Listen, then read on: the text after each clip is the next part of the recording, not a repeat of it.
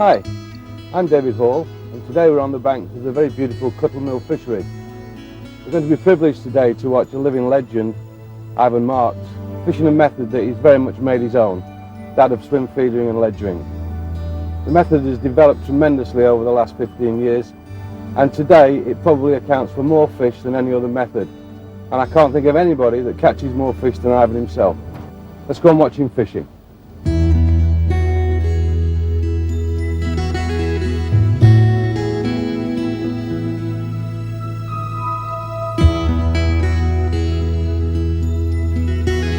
Hello David.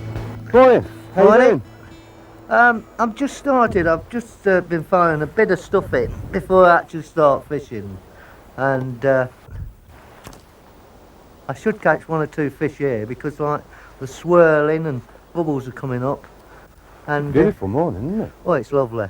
You know, I'm just putting a bit of castor and hemp in and a couple of ground bait. Up against the island? Well, I'm using two swims, one short, one long, and treating it, you know, as a match competition. That if I don't catch near, I can always go far and ground bait alternate and fish alternate when the fish move from one to the other if possible.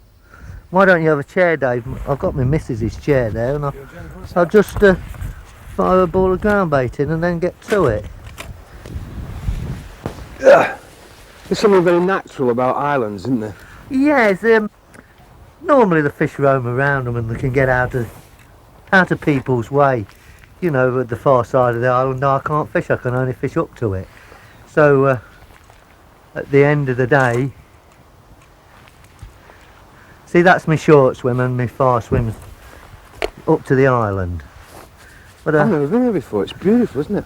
Well, have you fished it before? Yeah, I've fished it before, and it's a funny fishery. It seems to have a lot of different species of fishing. You name it, virtually. You know, for being a still water, it's got everything here. Oh, there's a turn up, Sweetcorn. I'm going to use the corn. People don't use it, but I do use it at times, say on the Welland, fishing for bream, the Witham, and if I can catch one fish on that bait, it's a bonus, because a lot of match anglers don't take it. So places when you come here like this and you can't catch on what we call top there. Yeah, on what we call the natural baits, meaning maggots, worms, casters, you put a piece of sweetcorn on and round it goes. So if there was a competition was here, I would think that people were using sweetcorn, lunch and meat would beat the maggot. What's in it? Well, there's a lot of carp, a lot of roach, some bream, tench, even chub and date and the rudd. Yeah, it's one of these silly waters, being a still water, but it's one of the best fisheries I've ever been to. I fished a lake a couple of years ago with Peter Stone, and that had still water chub in, and I was amazed at the fight you get from them. Oh, They yeah. seem to get so strong when you put them in still waters. Oh yeah, this is just it. You know, just because they say they're running water fish, they'll still live in still waters. Now, as for spawning, I don't know. No, I don't know.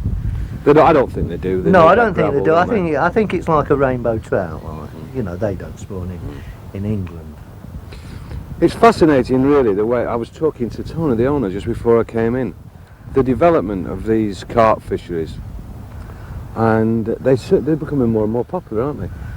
Well, myself, I think in the next few years it will be down to lake fishing in England, because the waters are so dirty in England. Rivers? Yeah, the rivers, you know, drains. You know, take the waters I used to fish, the fenlands. I was bad last year, but the season before, I think I only fished it twice, and that's the fenlands where, you know, I made me name. Oh, we think back 15 years ago, we used to go to the Welland every week, didn't we? Oh, on the yeah, Welland, that's where we went. We went on the Welland and places like the record, you know, I hold for the Grey Twos. I've not fished it for at least 14, 15 years. No. I think I read that the Grey Twos Championship Last year, 41 fished. 41 fish. And how many fished at the first year you won? There was 500-600 and the biggest was 800 when I won it. And you're talking in weights of 40, 50, 60 pounds. Them venues, they don't even have a competition. You see, I'm a competition angler, and I just enjoy, you know, saying I'm best on the day if I win. It's funny really watching you sitting here today, because I mean, you and I were fishing the ledgering in its infancy. It's come a long way, hasn't it? Oh, it's come a long way. It used to be Arlesey bombs, or a piece of lead, or swan shot as they used to call it. But since then, they've gone on to swim feeders, and people say all anglers know what swim feeders are, but they don't actually know where they actually come from. No. And my first sort of notice of a swim feeder I was there with you. was some woman's hair curler, and it was like things sticking out, pink and all different colours, with a lump of lead on, with the cereal inside of it, and that was the first what you call swim feeders. And from then, they've improved and improved on them, you know, over the past few years. And rods, of course. Oh yeah, rods. I mean, if you go back when I first started, I think myself and Eddie Allen were the first to have them in Leicester. What we call bomb rods, but we used to use a swing tip, and that was a piece of nylon, probably 12 inches long, attached to the end, and it was loose, and when you got a bite, it was like a pendulum. When the fish took it, it went up, and when the fish lifted your weight up and come towards you, it dropped back. And it was a person called Jack Clayton, and the first time I ever used it, I caught fish and never seen a bite. And you know, it was silly really, because all I know is that I was accurate casting, but at the end of the day there was fish in my net, and I'm a nice cheat.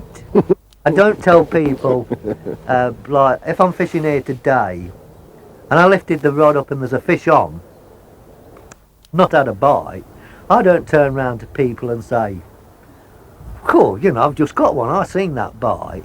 It's when they tell me they've seen it, I say, you've got eyes better than mine, because I've not seen a movement. So they never know when I'm joking or not. But I believe a bite is a bite, and it's got to move. The tip has got to move before I move. You don't have any of Freddie Foster's think bites? Well, imaginary bites, or you a feeling that there's fish in your swim. Yeah, there is a feeling. What it actually is, I don't think anybody can explain it. It's probably natural ability. You know, there is something saying, there is fish here, I will catch a fish, and within 2 or 3 casts you catch one. Well, I don't know why. I can't explain it. Do you have in your own mind's eye a mental picture of what's going on out there now? Well, what's going on out there now? If you look around the lake, there is fish rising. I believe that there's fish going around the island looking for food, and that's why I put a swim there. I'm fishing short at the moment, and I've actually plumbed it as the count sort of thing, you know, an Arlesey Bomb and counting, and it's about 3.5 foot to 4 foot, and it's nice and even, you know, all the way through. And I'm looking for signs of fish, and there's 1 or 2 bubbles in the area what I've actually fed.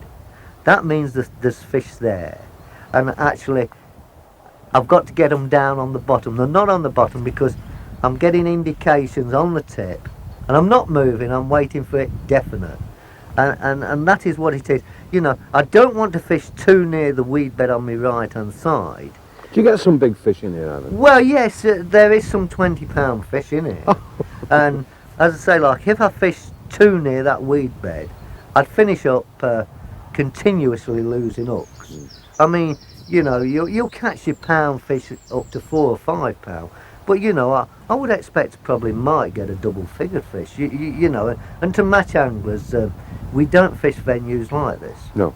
What made you pick this peg today? Well, it looked nice, you know, nice scenery. I didn't want to sit in the sun because, really speaking, You might get sunburn. I could get sunburn, but it's nice. And if it did rain, sort of thing, you know, the trees are going to keep it away. And I'm nice and quiet by myself. And the island's just a nice. And the trip, island isn't is just a nice flick. Yeah. You know, it's just a nice style, you know, to fish. it? So look, you're on the Sweetcorn now, and you're fishing your short line. Yes. If we were in a match now, how long would you give it on that short line before you went onto your long line? What would happen is that I would probably put 3 or 4 balls and a bit of loose feed in on my short line, and on my long line it'd be 3 or 4 balls but of ground bait, and then I would sort of keep on feeding that line for probably 20-25 minutes. You know, a couple of balls every sort of, say, 5 or 6 minutes, a couple of balls. And an odd ball on the near line, and then I'd change. And when I say change, I go to the long line, meaning fishing up towards the island, and the short line, I'd start feeding that more often, and until I couldn't get any indications or anything, and then I've got to make up my mind which swim I fish like. Do I fish far or short? But because I've put them in, you know, a line, when I go on the long line, that my line will go across my cereal on the near line. So if I start getting a lot of indications and no fish, that might mean there's a lot of fish on my near line. You know, they've come in on the near line stuff. I see you're a convert of Mr. Van den Hind. Oh yeah, I'm a big believer in additives, and It's beautiful. What's in this? I don't actually know. All I know is I like it. I like the smell, and I believe like fish like things like that. You know, that certain fish eat certain things. But do you have any sort of formula? This one for bream, this one for roach, this one for carp? Yeah, I use vanilla and brasson for the bream. You know, many years ago I was talking to the carp men, and they say that the bream like sweet things, and they are 2 sweeteners. And when I say go on gudgeon waters, what people say, oh, they're only little, but I'm a competition as well, and I use garlic. Really? Yeah. So you've got the worst smelling Yeah. fish in the match? Yeah, but I try to work it out as people. Think what people can do, and the easiest way is if you ask everybody, well, 100 people in England, what is the most naturalist food? Just had a bite, David. I think I've got one. I've got a fish on. But if you... This is one of the carp you've just been telling me about. Well, I might have foul-looked it because it dropped back, but... they count. They count. But if you ask 100 people in England, what is the most natural food for them? Of course, some people would say steak, but everybody don't eat steak. But everybody eats fish and chips. Now, if you sort of went around and you said, you know... Why do you keep your rod so low to the water, Alan? Well, I've got a lot of feeling in my arm, and I can sort of go down with it quite easily, where I'd never point the rod at the fish. Yes, I think that's a mistake a lot of pleasure anglers make, don't they? Point the rod at the fish. It's not a big fish. I would think it is actually snared, as what we call foul up. The rod's got plenty of giving. I can't believe Ivan Mark's foul looks fish. My well, hero. I used to be called the foul looker years and years ago. You used to be called all sorts of things. Well, yeah. I might be wrong. It might be hooked in the mouth, but what actually happens, as long as you take your time and don't rush, in a competition, it only counts when it hits your in the net. Yeah. And what happens is that there's too many people. Although this is only £1, when you're in a competition... It's a nice fit. Well, it's a nice fit fish. I can think of a number of winter leagues when you and I would have been glad of that. But when it's in the mouth. Yeah, but when you're in a competition, you've got to think you are fishing for money or trophies. That fish, at some of the competitions what I fish in, that fish there could be worth as much as £300 or £400 to you, actually in money. So if you want to rush it, I am using barbless hooks, and that is a nice. They're beautiful fish, aren't they? It's a mirror carp, and it's a nice little one, and plenty of fight and it's given me this spool. Lovely So we'll fish. put him in nice and steady so he's not going to hurt. But that is what people don't realise, is he don't count until he's hit the net. If I was to lose it, it's alright saying after the match if I'd have got it out. Ifs don't count. No. And that's what people You were don't. talking about garlic. Yeah, I use it for gudgeon, and I went on to, you know, to catch an English person, I would think you catch more on fish and chips because that is natural. And if you wanted to catch, say, a coloured person, it could be curry. And I treat each fish as a So person. What has garlic got to do with Well, gudgeon? we could say that probably the Italians or the vampires. What you mean to say is you used garlic once and you won the match and you've been using it ever since. I spoke to the carp angler, which was Duncan Kane, and I happened to say to him, I'm going on a venue where there's a lot of gudgeon. What would you use? And he said garlic. And I only caught a pound, but I doubled everybody in my section. So straight away, I'd gone. I was talking to Des Taylor about this and about carp fishing and all the different baits. And really, at the end of the day, it's confidence, isn't it? Well, they're all confidence boosters. And I think when you go on these venues, if you go without them, your confidence is so down. Groundbait seems to be very dry, Adam. Do it like that for any reason? Well, yes. What normally happens is that people mixes the groundbait up. They make it, you know, nice. They put 3 or 4 balls in, and it's what I call tight feeders. Like, you know, they put it in the feeder, and they can't get it out. Like, you know, they catch a fish, and if they're only fishing 20 yards out, they hook a fish, and when they net it, there is still the feed in the groundbait, in the feeder, and that means that it's come over 20 yards of their swim. I think that's where the feeder actually has been a great asset to the pleasure angler, hasn't it? Because it's forcing him to Oh feed yeah, his it's forcing swim. him to feed as long as he does it right. So what I actually do is when I've mixed my groundbait, made the first, say, 3 or 4 balls, you know, fired them in by the catapult, then I dry it off, because like when I put What, it, you just put some dry groundbait in with it? yes, I just dry it so it feels very dry. And when I put it in the feeder, when it hits the water, because it's dry, it will absorb the water and swell, and so it's forcing itself out. And that And is the idea that when it hits the water, you want it to act as a cloud? a cloud, yeah, you know, you can make it work as a cloud, that depending on the depth of water, as it hits, if you give it a jag, your rod, I don't mean a vicious jag, a nice steady jag, that you're forcing water into the feeder, the groundbait should come out straight away, and it's there, you know, as a cloud falling over the bait is actually on your hook. Just looking at your rig there, you've never been and I don't say this rudely, but you've never been a sophisticated angler, have you? You've always kept your rigs ever so simple. Well, yeah, I mean, everybody knows the knots I use. Granny knots. Yeah, grannies. If these water knots, blood knots are superior, all I turn around to anglers and say, don't let me learn them, because how dangerous will I be if they're going to catch me more fish? And I think you can ask a youngster of 6 or 7, tie me a knot and he'll tie you a granny. Having fished with you over the years, the one thing that's noticed about you is you're not a complicated angler at all, are you? I mean, nothing complicated about that rig. Oh no. I mean, I was shown this way. There's 3 or 4 granny knots onto that swivel, which is the line from my reel going straight through, and probably anything between 4 and 6 inches. So why do you have a swivel there? Because the feeder goes round and it twists your line up, sort of thing. Yeah. And what people don't realise, the faster you wind in, the more tangles you get in. If they take the time, you know, that means that this line twists and twists and over.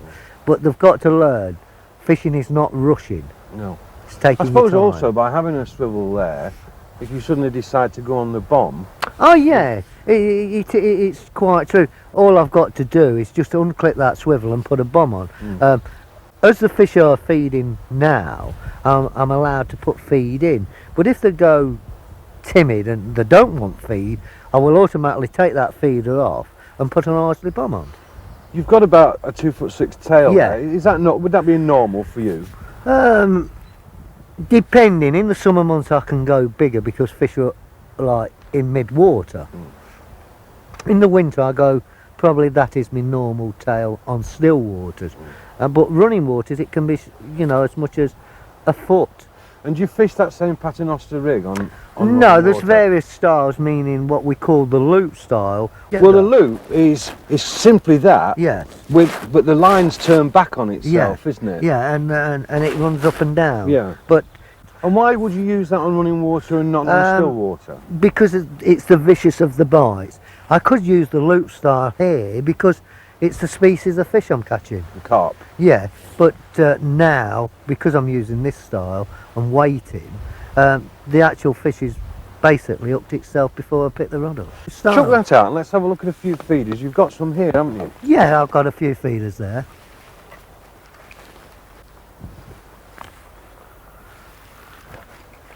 And a few tips I've just found lying around the Oh, back. We'll have a look Well, at them. the What on feeders, aren't earth is that? Well, you experiment. It's like the first feeder what I ever seen. It was made out of an air curler, and that is made out of just a plastic small bottle, and people laugh at it. But if you think about it, if your swivel is at this end and the weight is underneath, as I wind in, it has got to take off and come to the surface very, very quick. So snaggy pegs and things like that, it would work, and I can make them bigger and smaller. You've got a cage feeder. A square cage feeder. I've never seen one square before. Do you make? Because they're normally round. They're round, but at the end of the day, if they're round or square, the fish don't say, I'm not going to take that because it's not a round feeder. So under what circumstances would you use that, Ivan? The same again, you know, snaggy bottoms, and the water just goes straight through. The lovely thing about these things is they cast beautifully. Oh yeah, yes, yeah. And you have the big cast. Oh, it helps. That is isn't a it? stand and dread and open-ended feeder, Yeah. and it's simple. They're And it very, very works. good, aren't they? They are very, very good.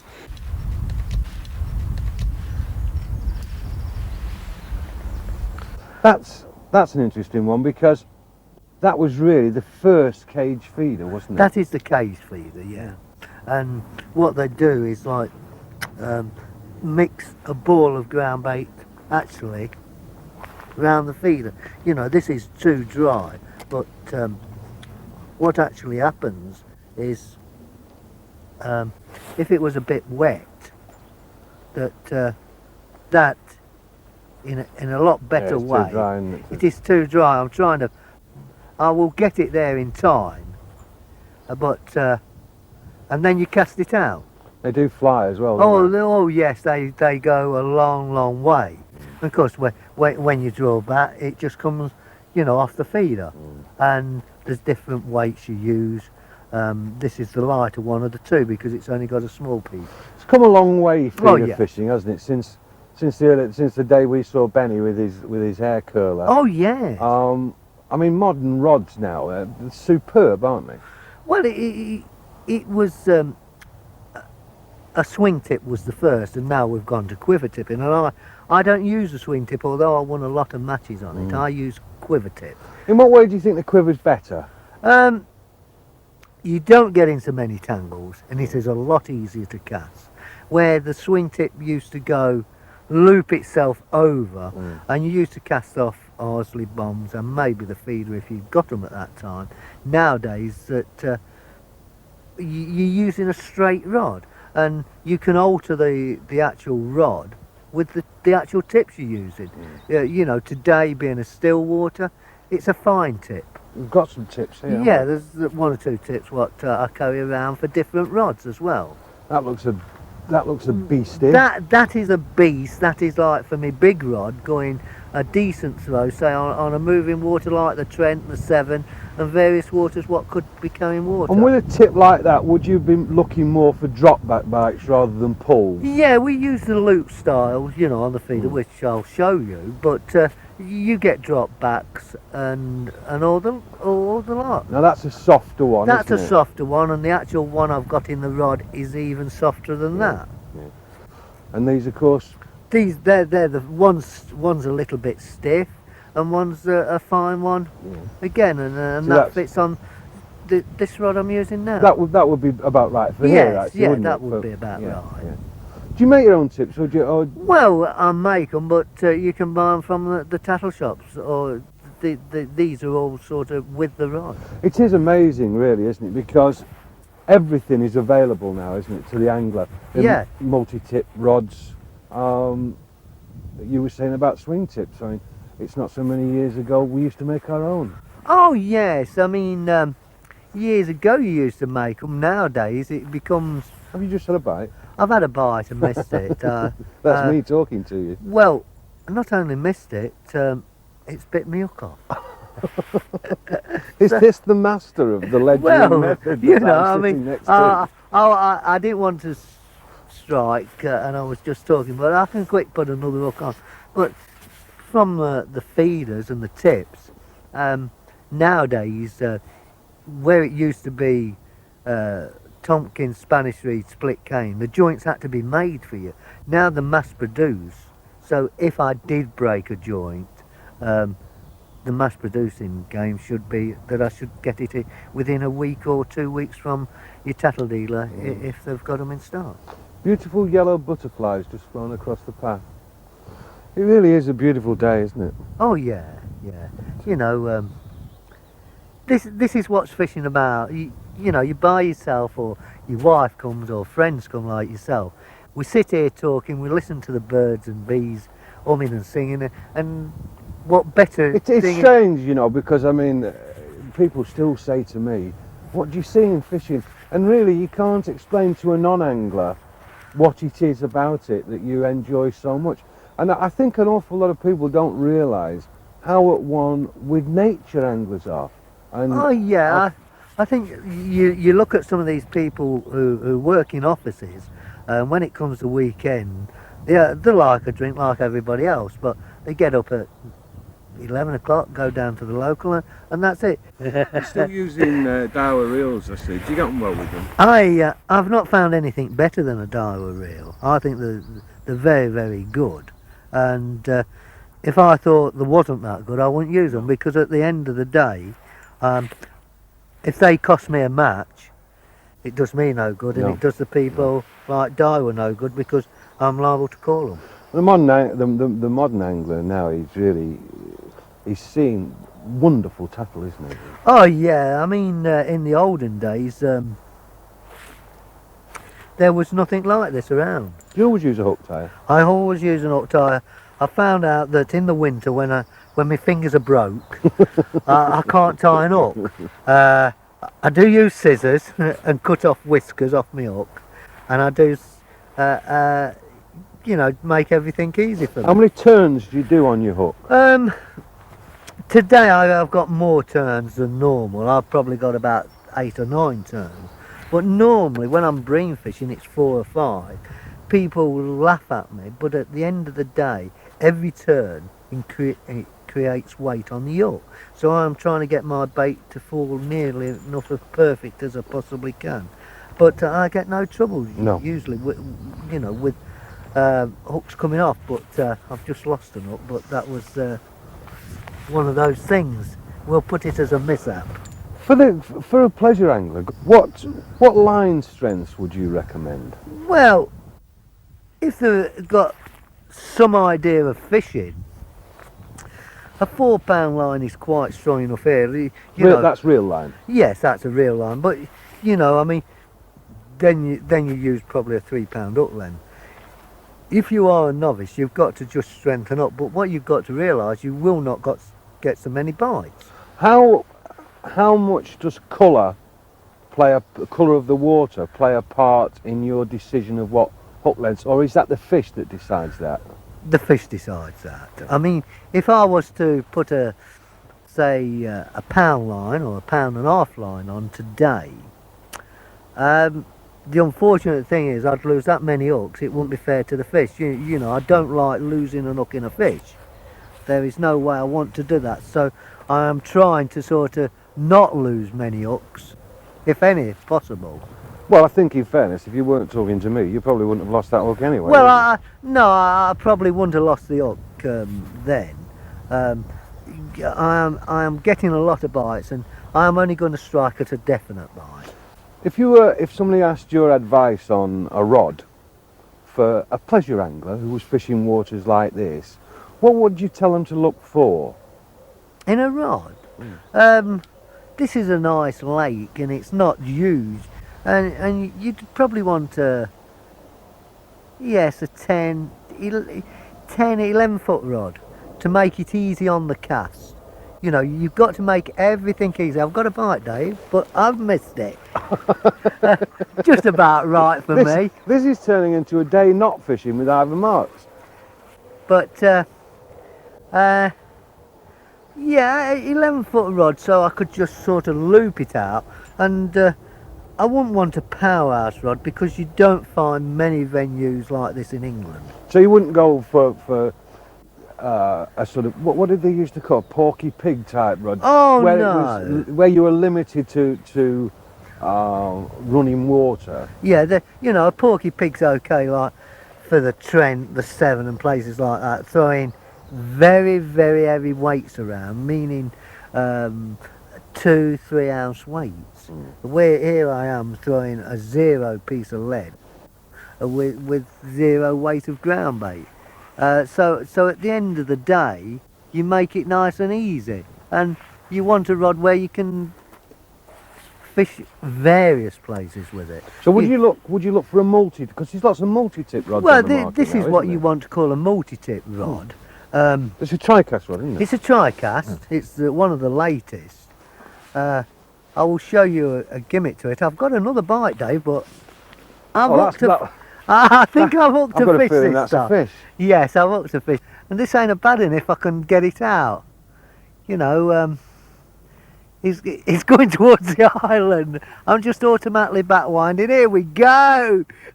Oh well, we could be in a weed bed in a minute, Dave.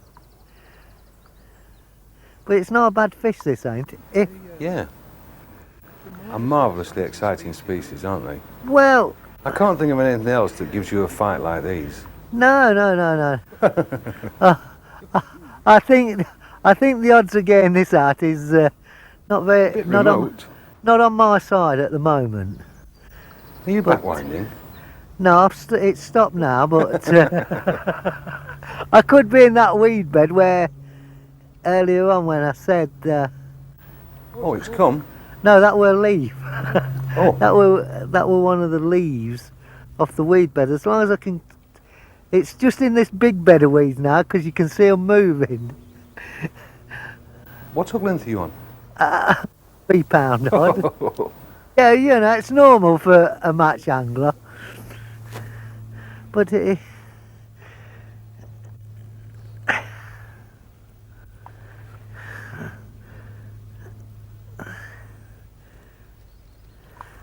you know, this is where the battle becomes, you know, angler against fish if possible. But the odds are on the fish's side at the moment. But as long as I take my time, I think I've got by the worst part now. Yeah, I've got by the worst part because he's come away from the island and away from the weed bed. So I'm in clear water at the moment. But it'll be it is definitely a carp. If it's not a carp, I've got a record. if it's a bream, definite.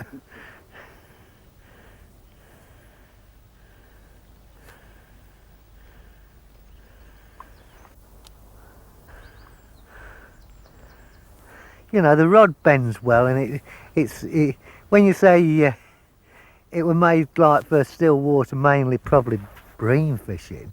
I mean, it's still angle itself, and that's what it's all about. You know, when I can get him underneath the rod end, my beastie rod's just there, and he's just going on his own way again. The trouble is, it's just a matter of time. I don't know.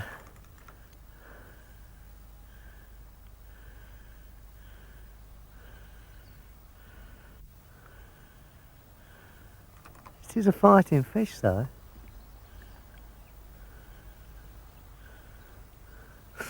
You know, I try not to alter the angle of the rods.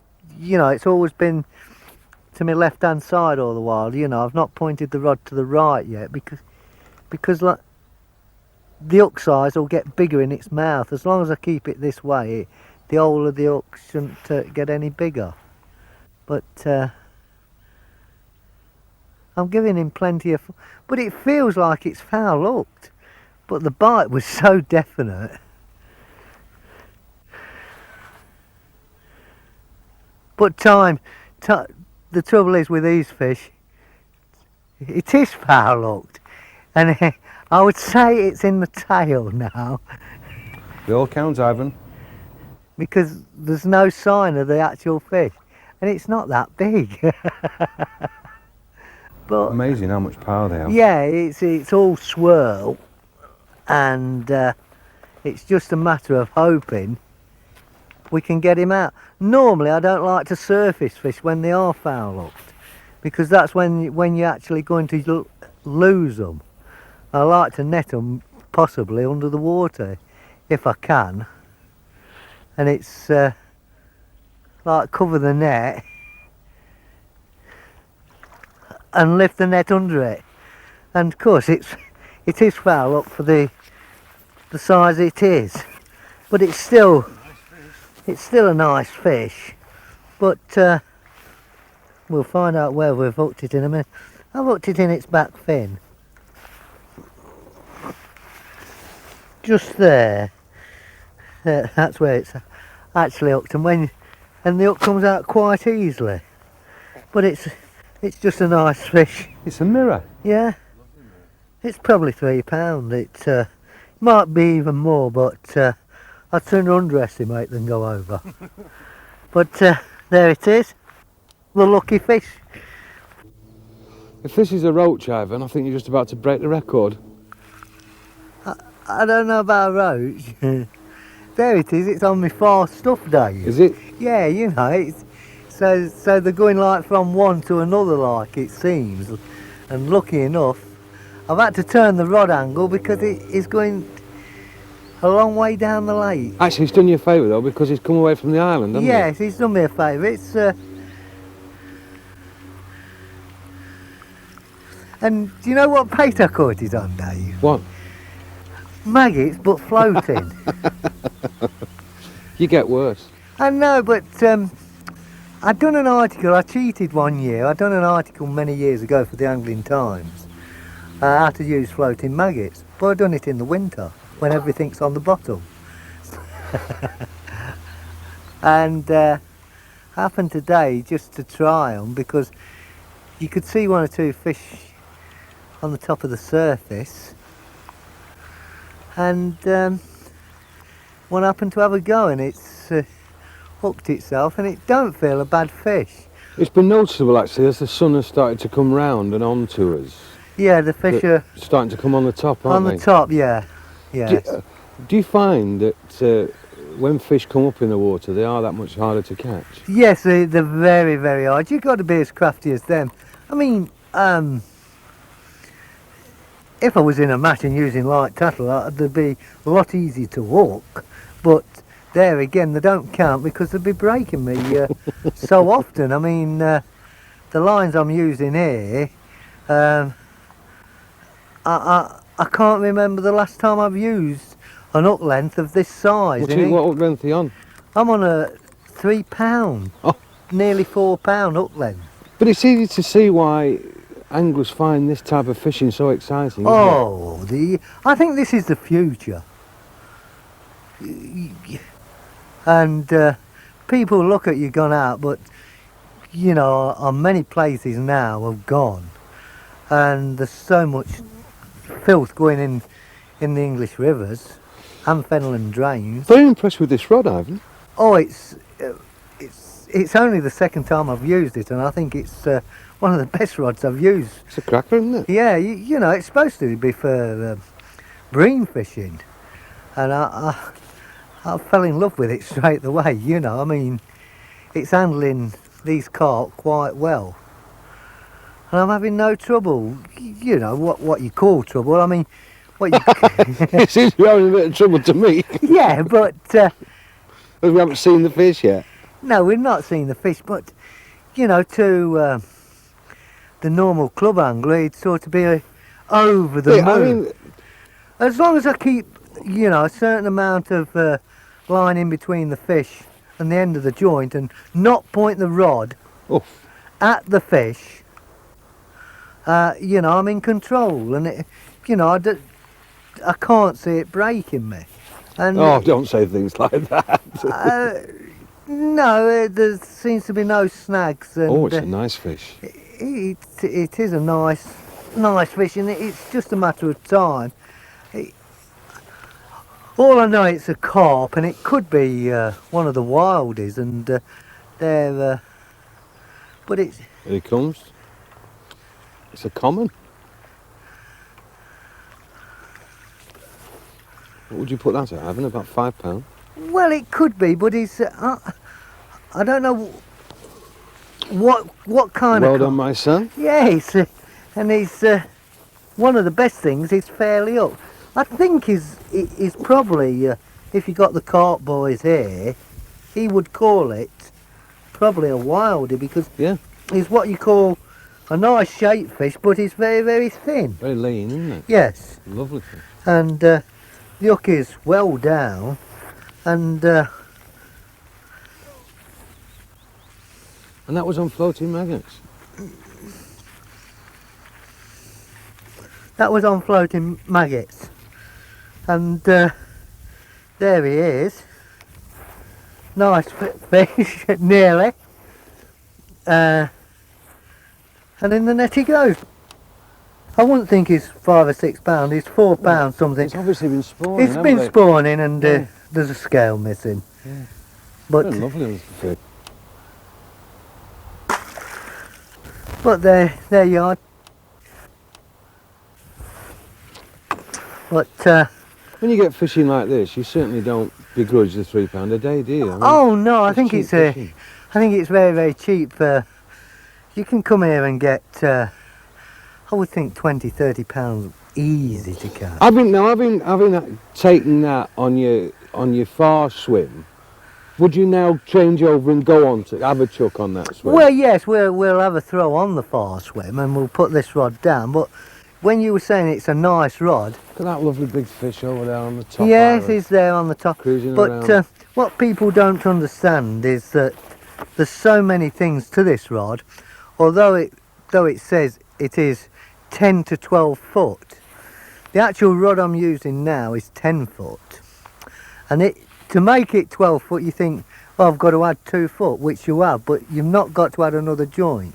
It is a matter of turning the rod and just pulling the joint out of the butt, and now I've got a 12 foot rod. That's just brilliant, isn't it?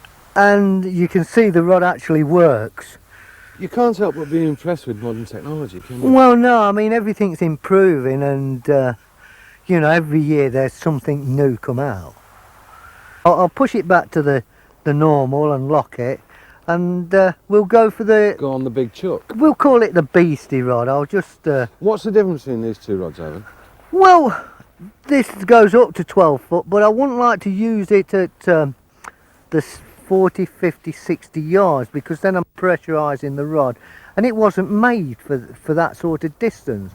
But then we go to the next rod, which is a longer rod and more beefy, so if I wanted to go 60 yards, I've got the rod to do it. Well, I'll have to get off my basket, Dave, because I can't have them both on me. Here we are. And a slightly bigger swim feeder. And a slightly bigger swim feeder. And is that just to get a bit more lead? Yes, it's a bit more lead, and the length of the rod is different, but I've still got a nice tip on it.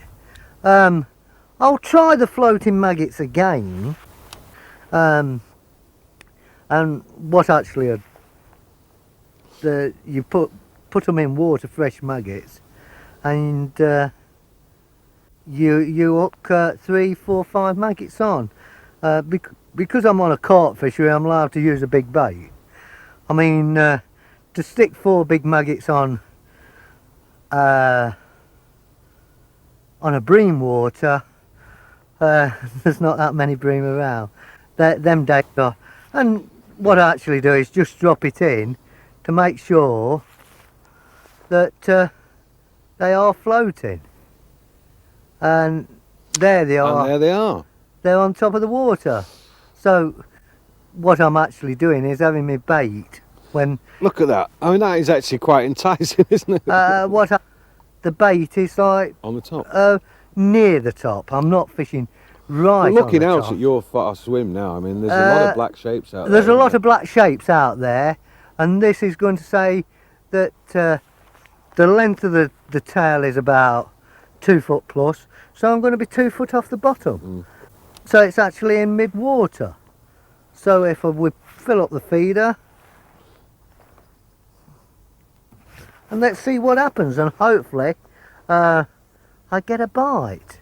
There is a lot of fish round, and it's... You know, when we came this morning, Yes. you put your ground bait out. Now, you haven't put any more No, in there since. Now, there's a lot of fish over there, and which tends to suggest that the feed is still there. Or there's a part of feed there at the moment. And there we go, we're over there. And it's just the same again. I can use the rod rest in the same position. I think I will get 1 or 2 line bites, because more than likely my line is still going across the near feed. Yeah. So I've got to wait for a definite bite. The one thing about these carp is that you're in no doubt about when you get a bite, are you? Oh no, I mean, it is the ego. I mean, I enjoy this fishing because it is so definite. You know, the bites are, the rod's there 1 minute, and it's a place where you can't sort of go and leave your rod in and go toilet. Oh no. You can do it, but the trouble is, if your rod is cost you £100, it might be missing, and you're accusing everybody buying the right thing, and what is actually took it is a fish. You know, because they are vicious. Yes, the only comparison I can make is when we used to fish the Severn in the mid-70s, And catching barbels. yeah. Yes, the similar fighting fish, like they never give up. They don't know when to say, "I've had enough," and this is just what happens. Are you a believer in, even when you're pleasure fishing, resting a swim? Well, yeah, you can rest a swim. You know, I mean, I get no enjoyment. You know, people say, you know, if you have a packed up competition fishing, would you go pleasure fishing? Pleasure fishing is not everything. I go pleasure fishing with my youngster, just an odd occasion. But to go and sit there and catch a 100-pounder fish, once you've done it, it gets a ball. You know, when I go Ireland, I get my kit out, practice 1 day, and put it away until the competition day. I won't practice. Oh, Bite, dear. Davey. And I'm Another up shy one. bite. Alan. Another shy bite. You know, it's just a matter of time. I mean, I don't know what's happened, because it's we're going round the island again. These fish are so strong.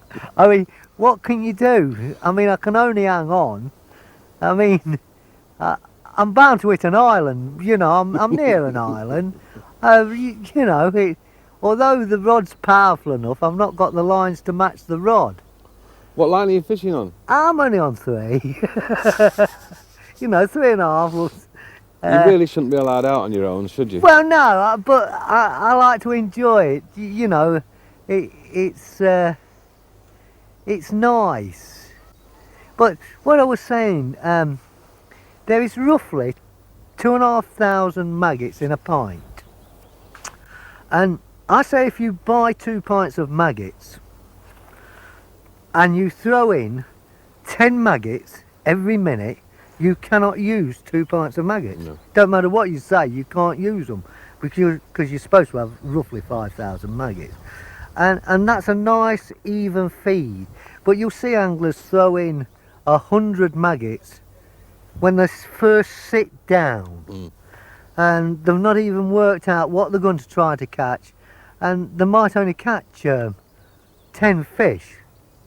And if they're throwing 100 maggots, you know, you They've fed had 10 each. you fed everything up. Now, if you could cut it down so you only fed 3 or 4 maggots, which a pint of maggots then would last you 5 hours, and work off from that.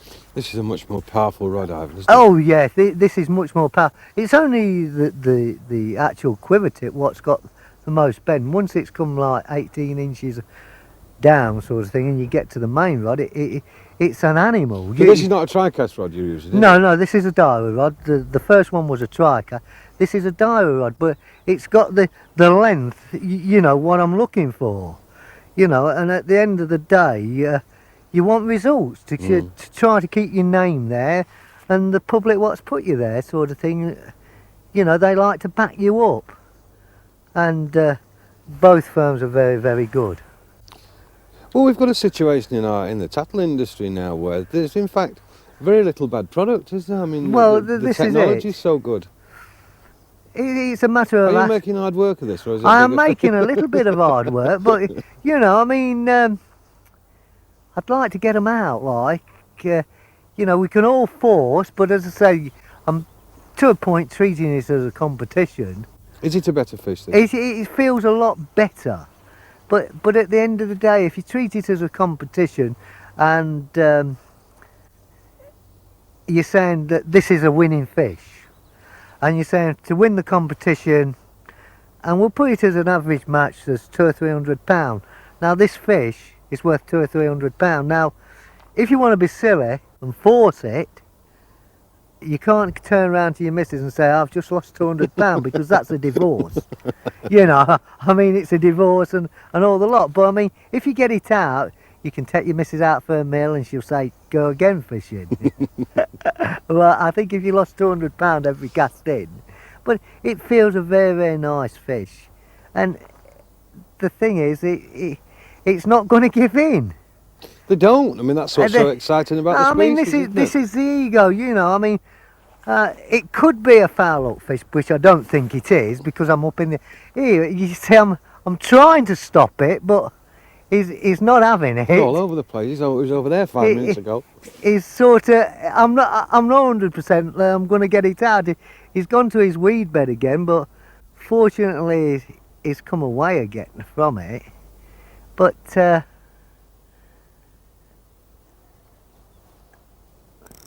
It's just a powerful fish. You know, with these fish, it could be £1, £2, and it could be £10. Yeah. I mean, you can't put the weight on because they're all so powerful. And it's pound for pound. You can't relate to other fish, can you? No. I mean, you never get a £2 roach like that, or a £2 chub. But I mean, you actually seen the bite. I mean, anybody could have seen the bite because. If the rod would have gone, but that is the ego, you know, what's happened, what has moved so quick to near enough take the rod off the rod. Do you know, it's ridiculous, I've just noticed that plane taking off there, and I'd forgotten we're less than 5 miles from the centre of Birmingham. Oh yes. I mean, you could be anywhere in the world, couldn't you? Oh yes. But this... It's a jumbo. I don't know why it is.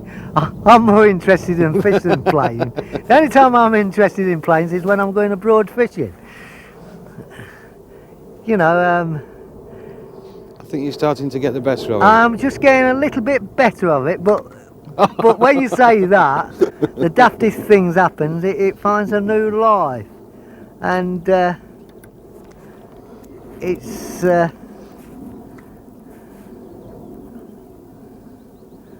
well, it is a little bit bigger than the last one.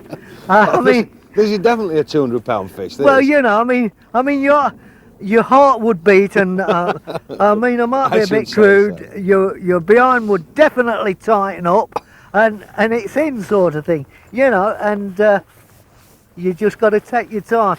I think, like, if I was in a match, it would definitely be. I think you'd start smoking again. Well, it would be on the top of the bank. I mean, I don't know how I'm going to get the hook out now because I have definitely. That is a lovely fish, isn't it? It's just hooked inside the mouth. And it's just hooked inside the mouth. And you know, I mean, let's guess it's got to be £7, £8. It might just go 10, but it's got to be like £7, £8. Beautiful fish. Beautiful. And it is a very, very nice fish. But as people seen, it's on a bait what people would say floating maggots. Yes. And this is it. It's trial and error, and I'm only using a small hook. There it is. It's out. And he's not even at your maggot. And it's no, the maggots are still on the hook. I'm not going to be that tight and cast out again, but I don't want to get him out the net because I could drop him back in, and that would cause a big laugh. So we'll put the net over and just help him into the keep net, and away he's gone, like. And see. I think your doctor, if he was here, would suggest you pack up now. What? They think that fishing's it puffs you a little Very bit. sedate. Yes, but you see, the far swim, it's proved its worth. Mm. Yes. You know, And there's first absolutely no cast. reason why you shouldn't have two swims. I mean, Oh no. but the average angler doesn't. He comes and he puts all his stuff in one spot, doesn't he? Yes, it's just a matter of trying to read the water. I think the worst thing what anglers do is come to these new waters. They sit down and they've got a fish straight away and they've not even looked at the water. I mean, I used to sit down, you know, on new waters, and I used to smoke. I used to light a cigarette. Well, when you say smoke, I used to eat them.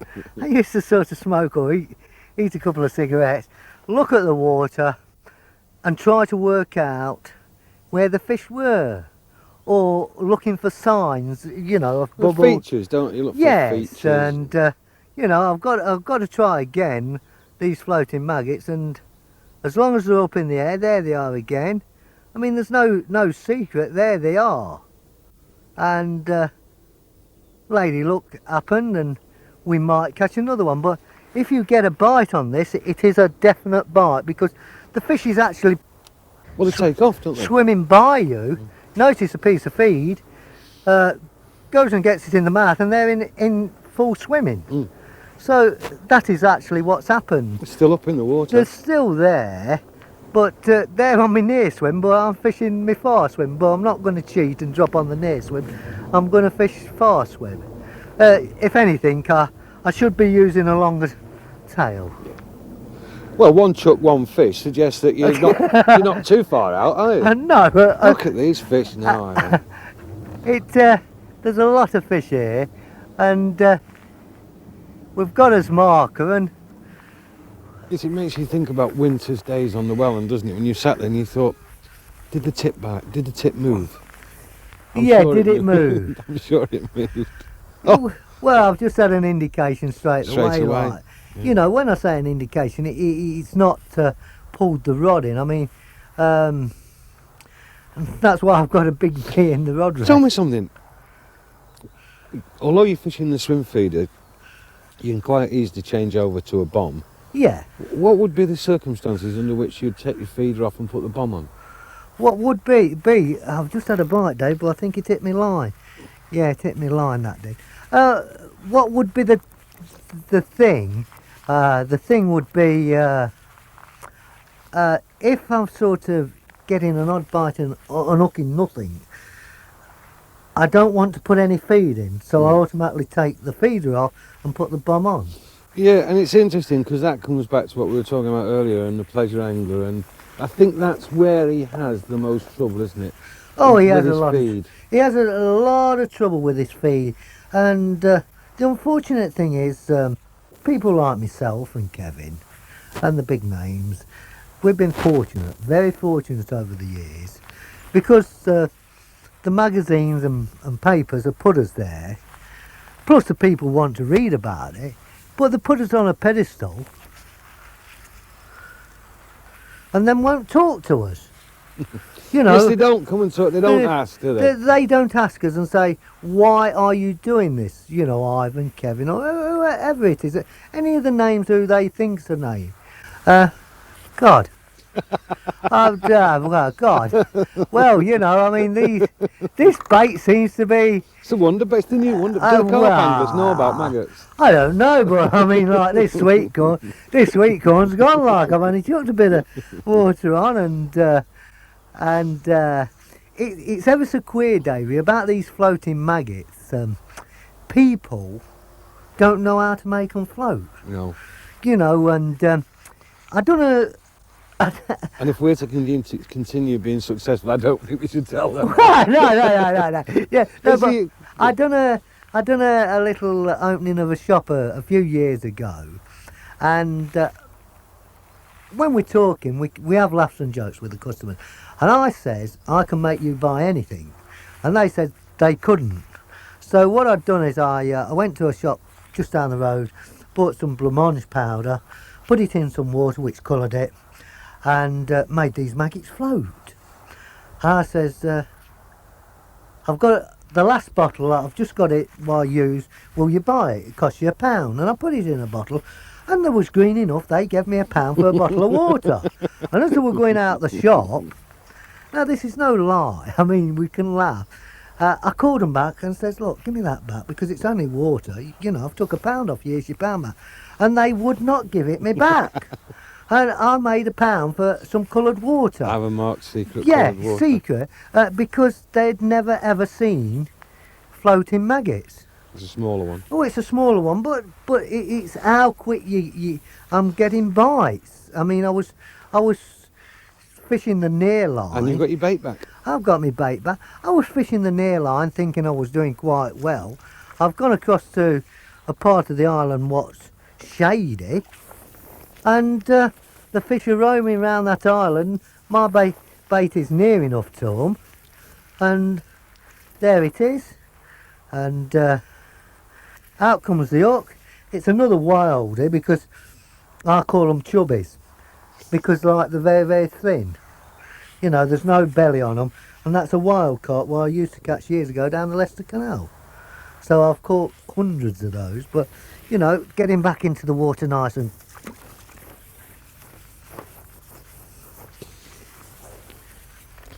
Yes, I mean when we first started fishing with floating maggots, all we used to do was fill the lid of a bait can, wasn't it? well, yeah, some what water I've and just drop actually some in. done is put a few maggots in, a water what was a 1/16 of an inch deep, put the lid on, and these are fresh maggots, left them for about 20 minutes, and then put extra water in, so I'm picking the actual maggots while they're floating. Yeah.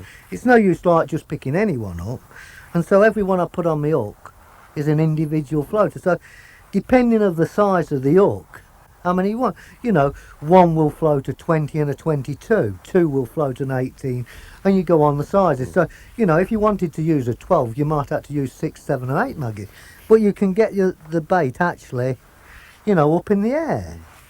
And if you're on bream waters, or if you go island, because this is where it was first learned, unknowingly, I won a few competitions there, and I was catching these fish called rudd, which are surface feeders.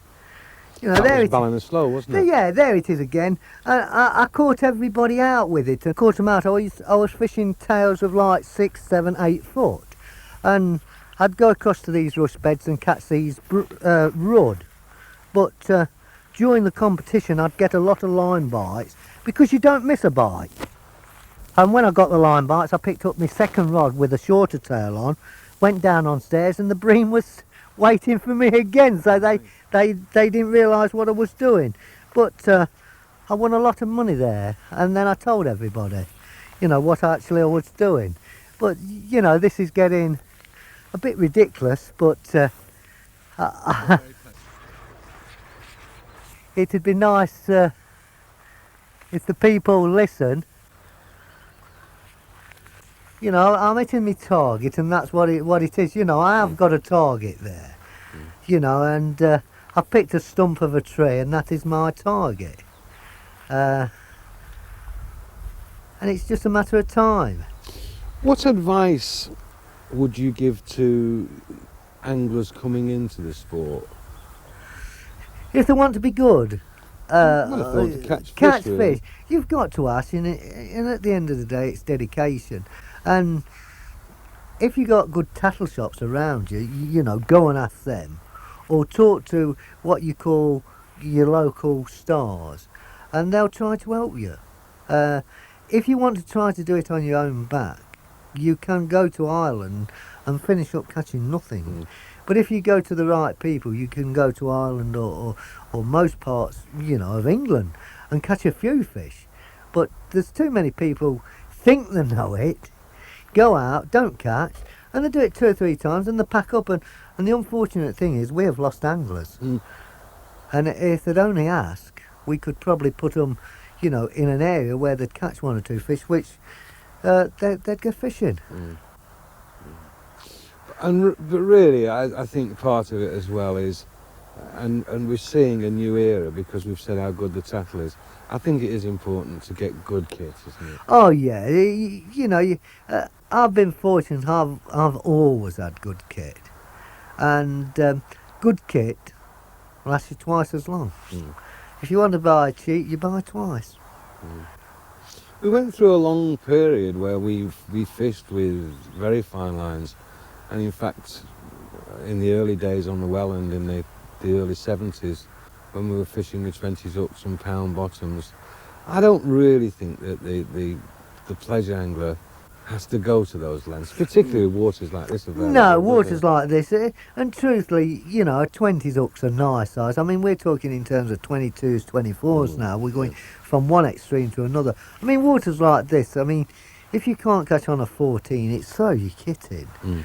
I mean, and that's what it's all about. But a pleasure angler should be able to go down, put his kit down, and catch a few fish. If they don't ask, they can go 100 times and catch nothing. And, you know, that is what fishing's all about, you know, catching a few fish. Oh dear. You've not got another one, have you? Yes, I've got another one. Yeah, I think... You're in danger of becoming boring. I think in years to come, I mean, you know, people might get me wrong here, but I think the unfortunate thing is nowadays, any water what's built in a pond or a gravel pit, the unfortunate thing is the majority goes to spotted men, meaning trout anglers. Yeah. And they think it's a quick changeover, but truthfully, if the people put the mind to it and made the places like this, that you only... It's changing, Ivan. It's changing slow, but this is, well, it's like you died and this is where you want to come to sort of, you know, I don't want to die, but, you know, I mean, this is it. But you if know. this was dying, you'd settle for it. Oh, yeah, well, you know, we've got the sun on us and I'm enjoying myself catching 1 or 2 fish. I mean, what I really enjoy is when I take my youngster, and of course, Dad can't fish. That's a certainty. And we fight on the bank, you know, argument fight. But when He's bigger than you now. Oh, well, yes. But when I walk along the bank and see novices, and I talk to them, and they're not catching any fish, and you say, can I have a go? And you alter the shot in, and you alter this, and you alter that, and you catch a fish, and they look at you strange, and you catch another one, and then you get them to doing what you was. It's not impossible. Well, you teach them good habits, don't you? Yeah, and they catch a fish, and what gets me, you look at the eyes, and there's a sparkle. Now, I say, I have done that for that person, and they will never forget it. No. And that is my enjoyment. Oh, this is nice. Yeah, that is my enjoyment of fishing. You know, I mean, to catch like £100, you enjoy it to a bit, but to put that sparkle in a person's eyes, Especially a youngster. a youngster or an old person, you know, I mean, I'm old myself, but, you know, you meet some 50, 60, 70-year-olds, and they're struggling, and nobody's ever showed them, and they've done a lot of bad habits in their lifetime, and they carry, they carry through it, and at the end of the day, sort of thing, they think, oh, you know, he's got me a fish. See, you and I have been very lucky because you had Eddie Allen to teach Oh, you, and I had yeah. you to teach me. So, you know, we started out with good habits, didn't we? Whereas, Well, we've got no secrets. I mean, your stars who think they've got secrets, I've always got one better. And I ain't got a secret. I'll tell anybody. But I can tell you I've got a secret. And as I said, like, I can sell water. And if I can sell water, I can sell you anything.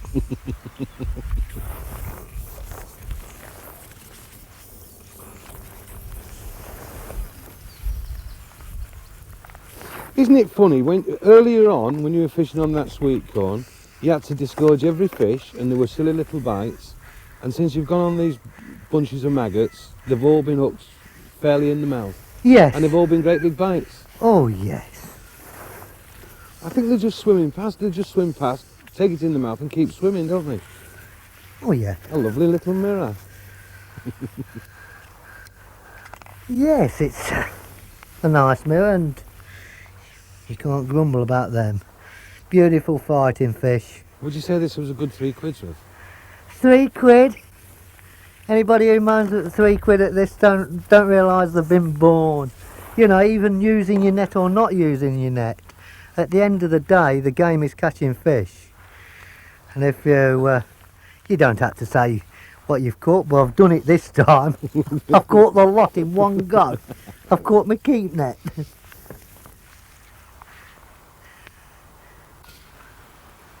I think that's every angler's favourite trick, isn't it?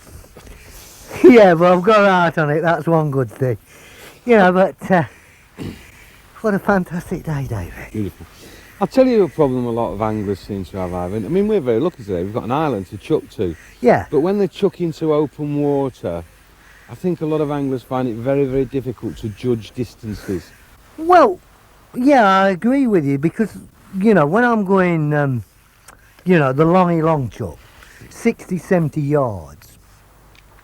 Now, it's all right picking, you know, a tree on the far bank, you know, we're talking in terms of lakes because, you know, we'll just try as maggots and I'll show you what I do, you know, how to try to make it easy for, you know, people only watch you cast and they only watch you bite. They don't look at the reel or anything else. And when I'm saying that, if they'd sort of, well, I'm nearly out of ground, mate. It's nearly going home time. Well, it is really. But, you know, it's been a great day. But I'll just show you what we do. You know, we'll put it out and then we'll work from it. And I hope if I get a bite, I get a bite and I won't bother about it because I'll show you something. Now, that's fair enough, I'm there. And what we do is, you know, I carry a few elastic bands around with me. And what we do is we take the spool off and then put the elastic band around the reel. Don't matter if you go once or twice. So it stops the actual line coming from underneath it. You know, it will give you some idea. And the line, and back it goes on. And the line will just, you know, go backwards and forwards. So You're going to the same distance. I am going within reason. If I've dropped a yard short, there'll be X amount of turns. If I've gone too far, it'll pull me back. But that is the elastic band. And when I'm going these big throws, people don't see it. No. Because all they're interested in is watching the Arlesey Bomb or the feeder go out and me catching a fish. But they've not looked at my reel. That's a nice idea, that. Well, The first time I ever saw that was Mark Fisher did it. yeah, Mark the Fenland lad's done it. Yeah. And you know, most of the waters we do fish, meaning the rivers, are only 30, 40 yards wide. Look at these fish out here. Oh, there's thousands, If you they're- know, I mean... If they're any higher in the water, they'd be on the bank. they'll be on the back, yeah, you know, I'm getting indications and I'm not striking because a bite is a bite. But, you know, the next time I put it out, all the line, you know, people don't think you can cast because I've got an elastic band on. Well, of course I can cast it. It's only on the top. It's like putting anything there. And to show you, yeah, I've got enough cast, so we'll pull out and we'll have another cast light. Hopefully I've not got a fish on. No, I've not got one on, so I'm all right. So it's going over the elastic band. It is very, very rare. I think I had a bite. No, you didn't. I think I had, but there was 4 or 5 mates on there. So, you know, I mean, This is developing in a how not to film. yeah, but we all sort of miss bites and we all kid 'em and things like that. But, you know, we're all human, and at the end of the day, we've got to be like that. And what you got to understand is I'm trying to strike at the definite bite. And you know, as long as I loop it over, I will be in that area. You know, I'm in trouble for ground bait, so this will have to be the last cast. Or I'll have to make some more cereal. And if I make some more, You won't go home. it is when do I pack up? Because this is one of the rare days of pleasure fishing for Ivan. So here we are, the elastic band's on, and we're going to cast it out, and hopefully it will near enough stop me. There we are. Hang you on. see, there's about 1.5 turns left, but don't forget I've got to put the rod You wound down. back anyway, didn't you? Yeah, and that's it. That gives me some idea where the rod actually is. That's a good tip. And you know, you're not going to be scared. And if you hit a big carp, you know, this is all right for breaming, but if you hit a big carp, the elastic would still. Your tip's just not still, is it? It's No, it's lots of fish there. Lots of It's fish. like guess which is the bite. You know, I mean, it's moving all the time, and there's that many fish out there. It is silly, and it is actually guessing which is. Oops. I mean, I should strike now because like the angle's been took off, but I'll still sit here because I'm trying to make a certainty to catch one on the last cast in. And I wonder what we've got that this man would want to trade this fishery. I don't know. I think it's yeah, it's unbuyable. You know, I've never seen one as good as this. No. And of course it's day ticket, which is the lovely thing Oh, about day it. tickets. I think it's £3.50 a day, Is it $3.50? and you're not allowed to use keep nets. But at the end of the day, you are guaranteed of catching fish. And if the people do it half tidy, you know, a little bit of sweet corn, a few maggots, a few casters, off you go. I know. I think I'd better pull out, Dave, because my line's gone slack. I don't know if I've got one on or not. You know, it's going backwards and forwards, and I'm sort of going to pull out again, and I'm going to I've got a feeling you're going to be shredded. I think you... Oh dear. Well, I could be threaded, but you know. Oh, look at this. Oh well, that's why I didn't get a bite, because like it's fell off. But you know, what a fantastic day's fishing. The bait's been killed, but you know, it's been great. Oh, I'll mix some more ground bait. We'll have another hour. No. Your Linda won't say anything. Don't you think so? No. You think you could catch on the bomb out there without putting any stuff in? Do you think they come into the feed? Or Yeah. do you think they're there? No, I think I could put the bomb on. Put the bomb out, see if you can catch one on the bomb. Certain I could do. See, as we were saying, we can take these feeders off. Because if we go home, we'll have to do some work. Yes, well, we've got to find the bombs now, which won't take me long, because I know where they are.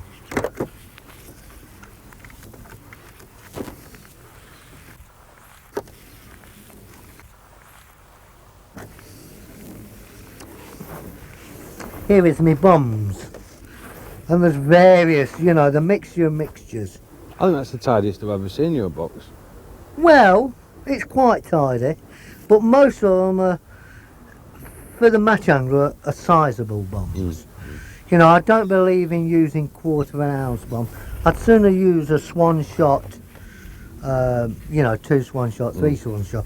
So, you know, everything is made it easy that where you could usually reach the distance I'm going with half an ounce, I'd sooner use 3/4 of an ounce or even an ounce. So if the wind got up, it makes it a lot easier. I've not got to sort of, you know, change. So there is an Arlesey Bomb, and we just clip it on, and on it goes there. And now, instead of the feeder being there, the Arlesey Bomb's there quite easily. If you think about it, although we've been sat here quietly fishing, and you've not put hardly anything in terms of balls of ground bait, we've actually gone through a bowl of ground bait, haven't we? Oh yeah, yeah. I mean, it's amazing how much stuff you put in on the feeder. You can get through a fair bit.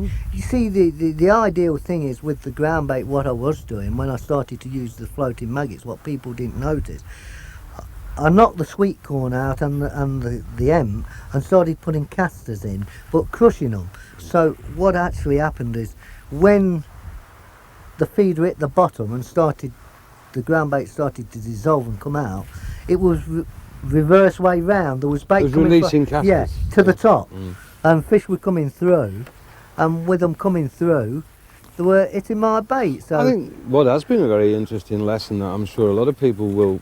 Here we go learn again, from today, David. We all get in tangles. Is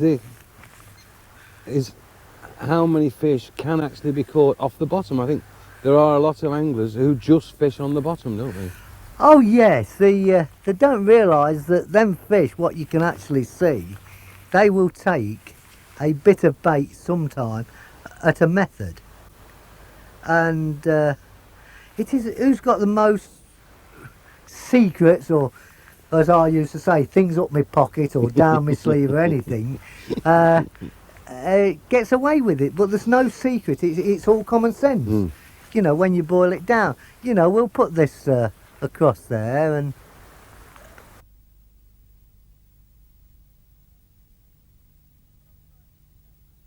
I've got an indication straight away. I think you know, another indication straight away, you know. And the hardest thing is that probably the feeder, as you were saying, as it's dropping, it's causing a cloud. The fish are coming into the cloud and hitting my bait. So I think I might have to wait, you know, a little bit longer for a genuine bite, unless I put a longer tail on. And because you can actually see the fish at a shorter distance. Would you, in a circumstance like this, now we've actually got a lot of fish on your short line. Would you, if you cast out as you have now, if after 3 or 4 minutes you hadn't had a bite, would you then drop back on your short line? No, because like with me getting no indications that my line must be coming across my short line. Right. So if I'm getting no indications, that should mean there's not many fish on my short line. If there's 1,000,000 on my short line, the tip would never keep still. I would be striking and hooking nothing. So that means like come closer. So, you know, although I'm fishing one swim, I'm using 2 swims still the same. But you see, it seems like they want that serial, because although I had an indication straight away, the indications have disappeared. Oh no, they haven't. I think this should be a silent movie. But Let it go. Let that go. It's just a matter of waiting time, and that's what it's all about. Good fish? I don't know, my reel's gone funny. I've done something daft to my reel, but it's still winding in. And I know it's not a bad fish, but I wouldn't say it's letting Isn't me. it funny, Ivan? They all follow the same line, don't they? Yeah, They all go it's to the like right. it's like there's a motorway there, and Yes. I've always said it's motorways, and if you can hit the M1, you catch 1,000 cards. But something else that's very interesting, there's 3 fish on the top there, 4 fish, 5 fish, and you've come through all of them and not one of them has moved.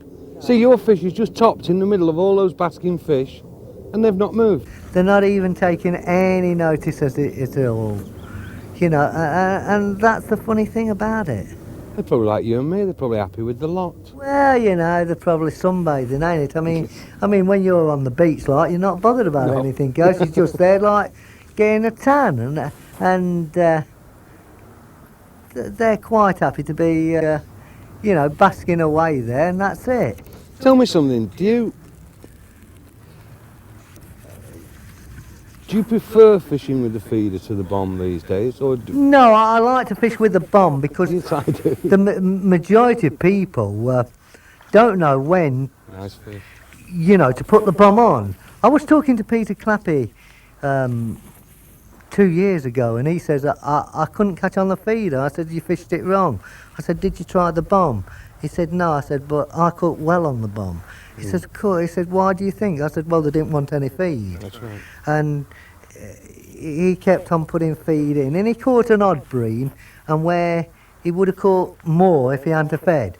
You know, once you get a certain amount of feed there, and they're not having a go, sort of thing, you know, it's a waste of time. Why keep putting it in? But these are actually feeding, so you know, you could go through the kitchen sink, the bathroom, and all the lot. And it's how big your keep net is. This has gone doggo down here. Well, hasn't it's you know, it's not a bad fish. Like, he's not as big as the last one, but he's still a powerful fish. And it's getting warmer by the minute now. But he's you know. How many have you had now? I don't really know, David, but there's over £30, and £30 pleasure fishing is in England is brilliant, and it's not bad in Ireland. And for It's not bad anyway. well, it's not, but I You think you've had about 7, haven't you? I might have a few more. You know, I mean, I sneaked 1 or 2 out when When I wasn't looking. well, yes, well, this is it. But they get heavier and heavier as the day goes on. But it just goes to prove, you know, first put in on the bomb, I've hooked a fish. So And a nice fish. oh yeah, it's, And really, in all honesty, Alvin, if you'd have come in the knowledge you were going to catch on the floating maggots, you really would have fished a much longer tail, wouldn't oh yes, I mean, you? So you were definitely on the maggots were on the top. yeah, I mean, what you got to understand is all the other times, you know, the time before when I come here, I found out that maggots wasn't a very good No, bait. you said to me that you couldn't catch on the I maggot. couldn't catch, you know, it were meat and sweet corn, and I wasn't quite so sure, but we tried the floating maggot, and Oh. what you got to understand is A that little mirror. a lot of the anglers who fish this lake might never have ever fished a floating maggot. No. And here I am, Bagging up. yeah, you know, and I mean, they're not small fish, I mean, they are nice fish. I mean, you know, to the locals who fish it, I mean, it's a nice meal. Here we go again, the fighting style starts again, you know. Again, right on the outside of the mouth. He's took it in flight, and what you've got to understand is I'm only using a 16 hook, so it's what we call a powerhouse hook. But I always have trouble in holding fish this size. My hands are not big enough, and being a competition angler, I don't like jumping off my basket, laying it on the floor. I like to try to get the hook out like that and get it in the net quite quickly. ASAP. And there it is, it's out. Nice fish. And Starting to sound like John Wilson. yes, but it's going to go in my way, as a match angler would put it in. You know, there he is, gone. You had enough? Yes, I've had enough now. You're getting tired. I'm getting tired, we'll chuck that here, we'll pull the rod out and let's see what we've got. Okay. Do you want me to get them out for you? In a sec, hold on, what have I got on it? Hey up, hey up. Now look. Did you leave a single maggot? You did. Well, when I took that last fish on, I dropped it in, and I've caught a gudgeon, but people have said that's lucky. But if you're in the match world, you said no, that's unlucky because that should have been like a £6 carp. That's when your luck's in. So we'll put baby gudgeon back, we won't cast in again, and we'll move all the gear around, and hopefully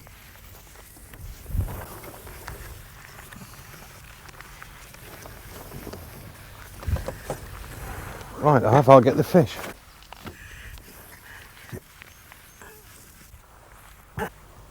yeah, David, let's try to get that off. Right, I think you'll get a shock. I think there's more you think.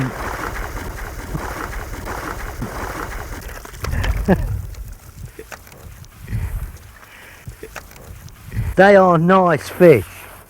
There they go. What a lovely net of fish, Ivan. What an absolutely super net of fish. Can we come again tomorrow? I wish so.